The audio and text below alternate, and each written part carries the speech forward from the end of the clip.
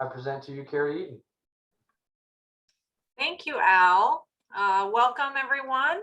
Glad that you have joined us this afternoon. I appreciate you taking time to be with us today.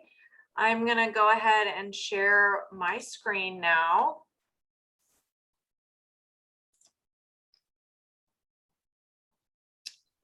All right, can everyone see that? Al, can you see that?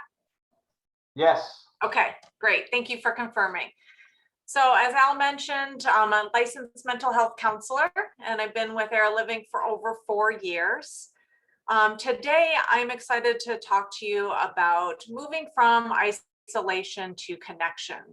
Definitely a positive direction that we're all experiencing after the last 15 months. And I'm sure that this is something that all of us can relate to since we've lived through this global pandemic together. And isolation was really one of the things that most of us felt in some degree. You know, human connection is one of our shared basic needs. And even though we all need it a little differently. We're individuals, so what our preferences and needs for connection are going to look different. Each of us might like to connect in certain ways, a certain amount, a certain frequency with certain people. So we're going to talk a little bit about that today. We tend to be at risk for isolation when we've experienced a few things. It could be a very deep loss. That could be a death in the family. That could be some other kind of loss. It could be a change in our health condition. That oftentimes isolates individuals. Or it could be a situation like the one we've all lived through, like a global pandemic. But the good news is that even if and when we become isolated, there's ways to reestablish that connection.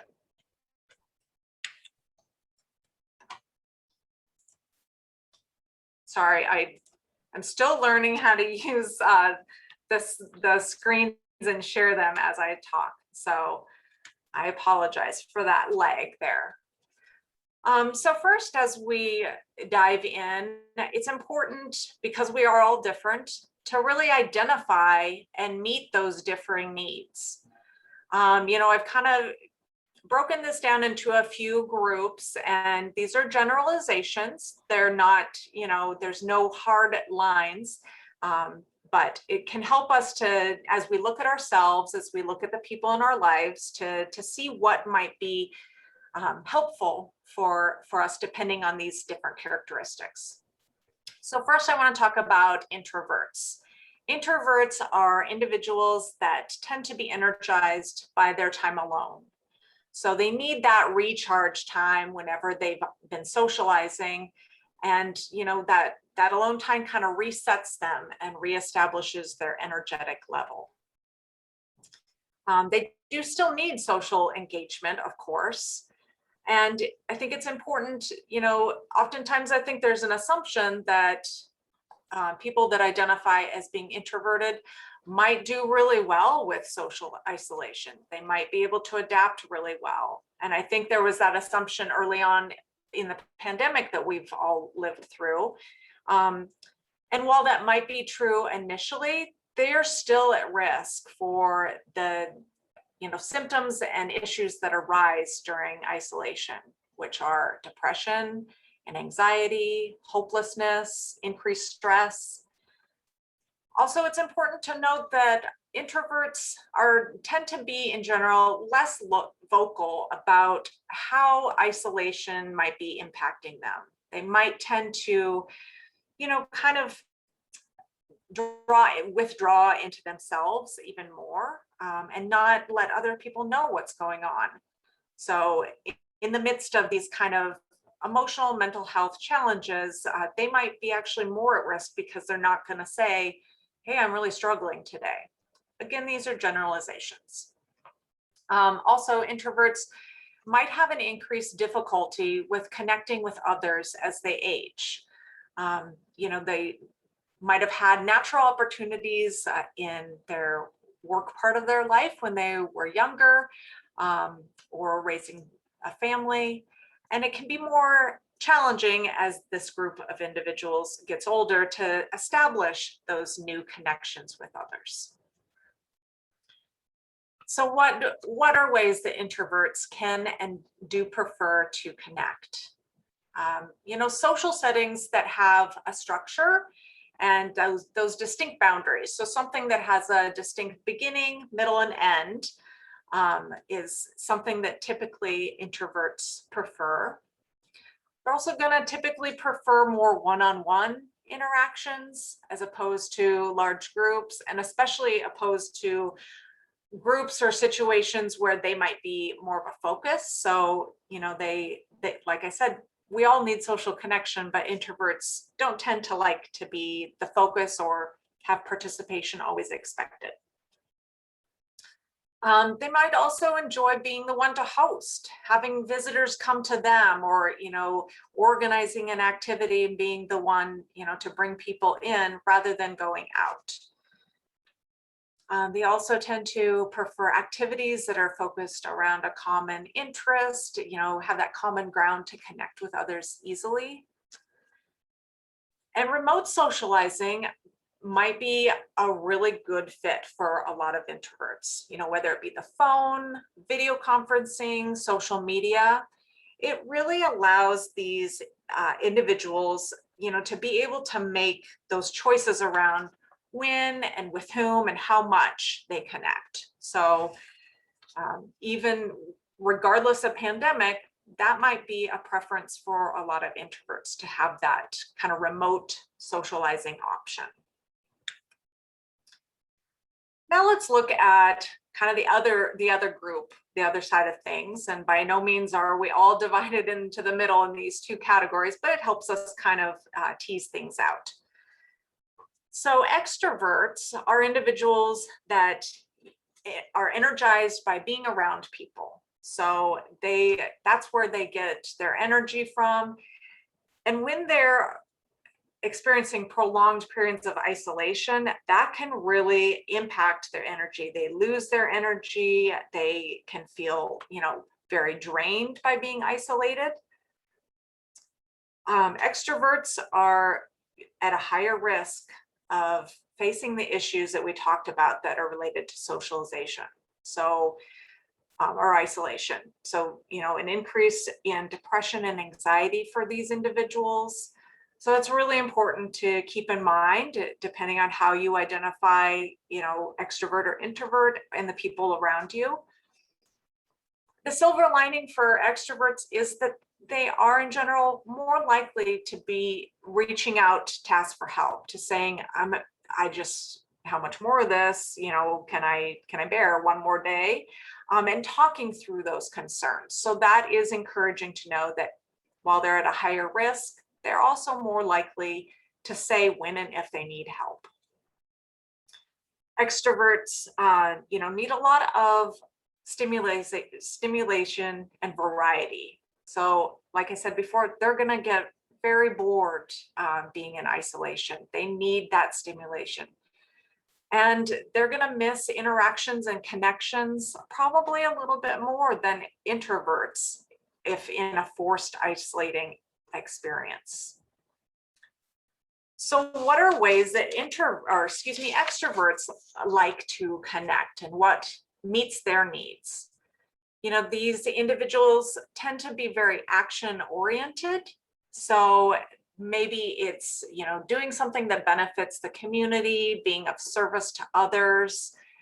For example, just using the pandemic again as an example, this past year, there were many extroverts that I know that, did kindness cards to others or thank you notes to community members, volunteered to sew masks and, give those to people who needed masks, donated supplies and funds. So just some examples of kind of those action-oriented things that extroverts like. They also prefer social engagements. So obviously this was modified in the pandemic, but extroverts might prefer, classes, group discussions, meetings, lectures, things that stimulate them in a number of different ways. Regular visits with family and friends. Exercise is another one that they might prefer. And I think, that's not obviously exclusive to extroverts, but that can help improve their mood, expel energy, and make connections. So a great tool for if and when in isolation, helping kind of move out of that and mitigate the risk. And practice of mindfulness as a means to cope when feeling restless and kind of stuck. As I mentioned before, these lists are not exclusive. Many individuals feel like they're a combination of an introvert and an extrovert. We might vacillate between the two. We might be kind of riding that line, or it could be really situational. So just these are parameters to give us ideas of what we need and what what we might be at risk to. So I do want to also address individuals that have, memory loss, cognitive decline, dementia. I think this is an important group to talk about since, many of us are connected to older adults. Maybe some of us are older adults, but we inevitably have older adults in our lives, and some of them are facing these issues. So, individuals with dementia or cognitive decline find isolation incredibly challenging. There's this disruption, regardless of what the isolation is caused from, whether it's pandemic or a great loss, but there's a disruption and loss of routine. And routine is important for all people, and it's incredibly important for people whose cognition has declined. It can give them a sense of grounding and security, reduce stress, kind of calm them. So when it's disrupted, we might see that impact someone's behavior and their mood. So there might be kind of compulsive outlets, different behaviors that maybe they engage in. We might see an increase in their sadness or their loneliness, or maybe even angry, kind of outbursts of emotional reaction. For someone whose cognition is not what it used to be and it's declining, they might not understand the isolation. They might not understand this change or the restrictions. And I saw firsthand how confusing and upsetting some of the restrictions that we all had to deal with during COVID, maybe being asked to not go out unless medically necessary, being asked to wear a mask. These are all very stressful and confusing for someone with dementia or cognitive decline. Also, during periods of isolation, there might be an increased burden on caregivers. So them, a caregiver, whether it's a family member or spouse, or a caregiver, having to increase their attention and energy. So something to be aware of. Some of us might be caregivers. We might know caregivers. So what's important for these individuals that experience cognitive decline and dementia? Establishing new routines or reestablishing their routine, because that gives them that sense of security, that calms them. It makes their world make sense. Practicing increased patience, providing, consistent reassurance, focusing on the positive. So I do have a couple other things that I just want to mention. There's not a slide specific to it, but there's other factors that can keep us as individuals isolated, or our loved ones isolated, that are worth mentioning, because addressing them could really change someone's ability to socialize and connect. So addressing any incontinence issues, someone might be experiencing that, and it might make them feel self-conscious or not confident to go out. They might be embarrassed. So addressing that can really help, eliminate that as being a barrier. Focusing on positive body image. And this is, for all ages. It looks different, I think, at every stage of life, but focusing on what our bodies are and can do versus what they're not and what they can't do. Dining with others. Dining is such a social event. Addressing any hearing and vision loss and decline. Sometimes a hearing aid might be the only barrier to better social connection. For those who have religious and spiritual connection and maybe are part of a community, maintaining that or reestablishing that connection really helps give many individuals a sense of purpose and meaning and belonging. Perhaps having something to take care of. Many people have a pet.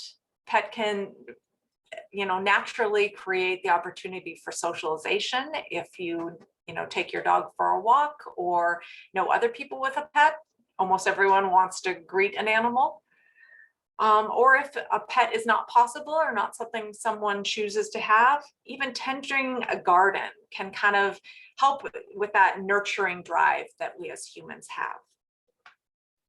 Giving affection, we know that this reduces stress and promotes an overall feeling of well-being.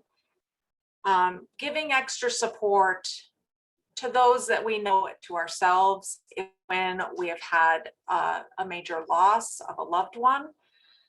This can oftentimes be, the riskiest time for someone to be isolated is if they've experienced the death of a family member, a close friend, or a spouse.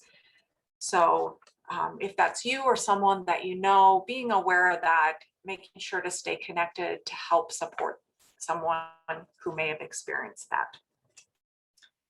This is a little bit specific to older adults, but there's so many adaptive technologies available. Anything from things that help people maintain mobility to we talked about hearing aids and addressing any of those things. And I think it's just important to look at that to make sure that those aren't barriers that could easily be remedied. Transportation can also be a barrier. So looking at if that's a factor of you or someone that you know not being able to socially connect the way that they want to or need to. And last, promoting a sense of purpose for oneself and for those that we love. This could be through hobbies or interests. A lot of times those are naturally social things that, we end up meeting others. Or perhaps volunteering. That is something that is very meaningful for a lot of people. So we've all lived through this past, 15 months or so, going on 16. And I think that one of the things, since we've all probably experienced this isolation at some level, hopefully we've all realized how important our emotional health is. So, we all need to have some kind of routine, something that, kind of keeps us grounded, keeps us motivated, keeps us connected.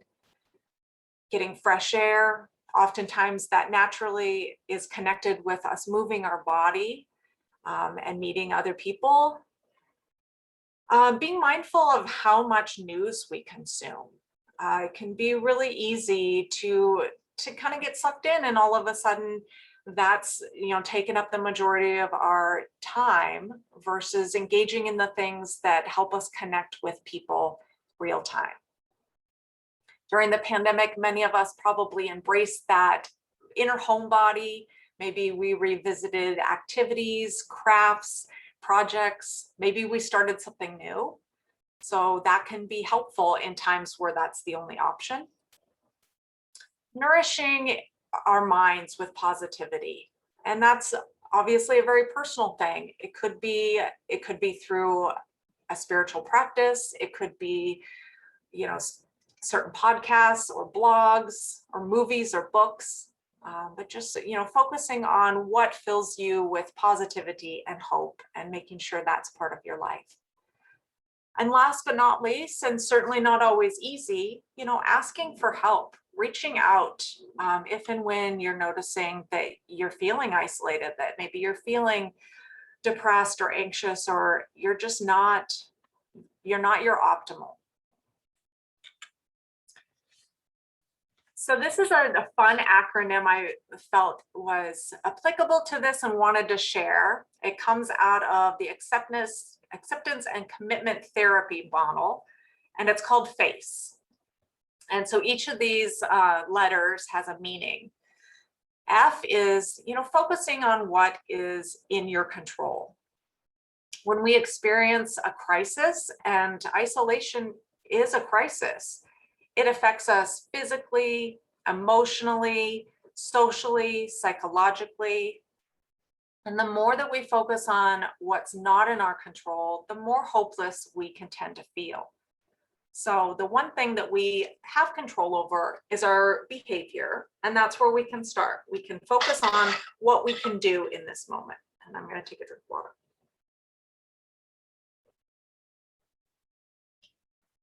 Thank you. Next, A is acknowledge your thoughts and feelings. So it could be just as simple as observing, what's going on inside you, what's coming up. You could say to yourself, oh, there's anxiety. I recognize that feeling. Or here's grief. Or I'm having thoughts about getting sick. Or I'm feeling really sad. So just observing what's going on in our minds and what's kind of bubbling up, and just being aware of it. Oops, sorry. C, coming back into your body. So it's important to connect with our physical body, especially in moments of stress, during times of isolation when maybe we're not feeling our emotional and social baseline.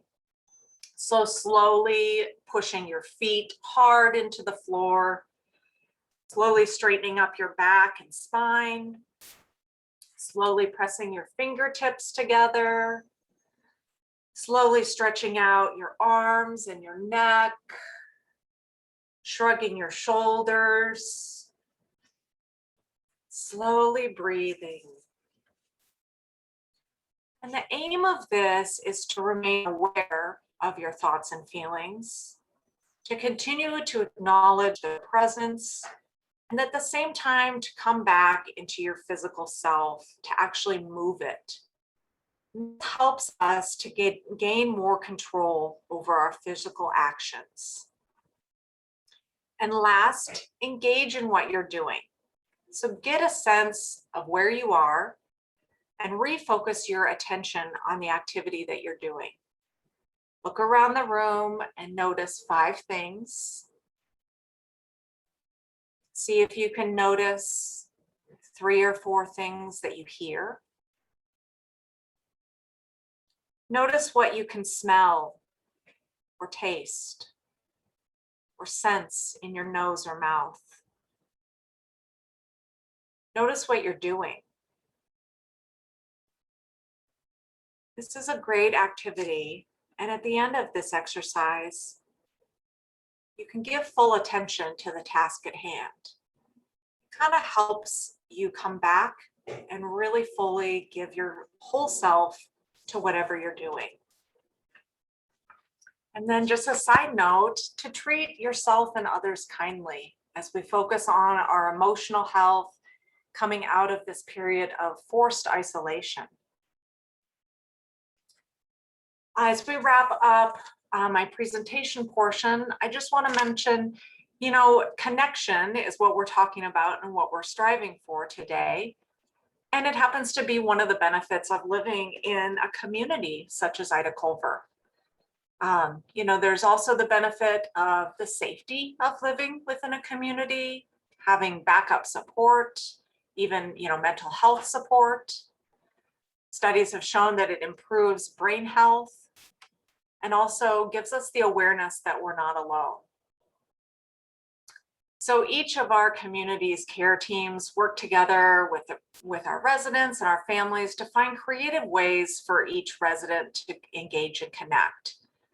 I personally, one of the things I love about my role here as a counselor is that I meet one-on-one with each new resident to really get a sense of who they are. How do they like to connect with others? What are their needs? And then I can really help inform them what's available to them and support them to live their best life here. And then I do want to say, I feel really lucky. It's very exciting to be a counselor in a retirement community. This is programming that's unique to Era Living. So, I personally haven't heard of any other retirement communities that have mental health staff on staff. So, we have master's level clinicians in each of our communities. We offer just a wide range of support, obviously counseling, support groups, and lots of other, social work and counseling related support. We also have a long history of a collaboration with the University of Washington School of Social Work. And, each year, many of us have a social work student, either bachelor's or master's, working with us. And they get to do their practicum and internship here. They get to gain valuable experience. And also it's always wonderful to get fresh perspectives and fresh ideas of how to help older adults connect with each other and live their best lives. So it has been really wonderful to spend this time with all of you today. I feel like I gave you just a lot of information, and if there's questions, I am excited to field those now. And I just thank you so much.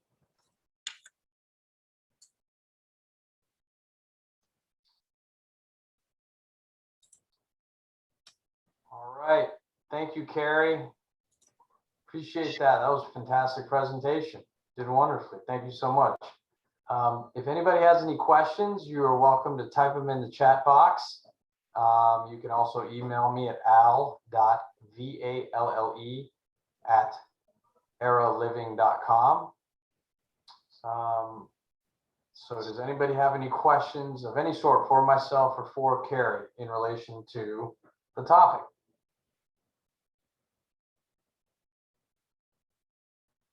All right. Looks like we don't have any questions at the moment. You answered every question that they might have had, Carrie. Good job. So I want to thank everybody for joining us. And thank you again for Carrie for joining us, taking some time out of your day to walk us through that. I know it's been an interesting year, to say the least, and some readjustment, getting back into connection. We are opening up here in the community as well. For those of you who are joining us who have not had a chance to join us here and had to tour and had to visit and had a meal, please come visit us. You'll learn a lot more about this sort of living by being here than even just hearing about it through these very informative webinars. So with that being said, again, if anybody has any questions, my name is Al. My last name is Valle. You can reach me at 206-523-7315 or al.valle, VALLE, @eraliving.com. I want to thank you for coming, and that pretty much concludes what we had for today for you. Thank you, everybody. We appreciate your time. Thank you, Carrie. Thank you, the marketing team, for putting this together. And we will see you here in the community very soon. Bye-bye. Thank you.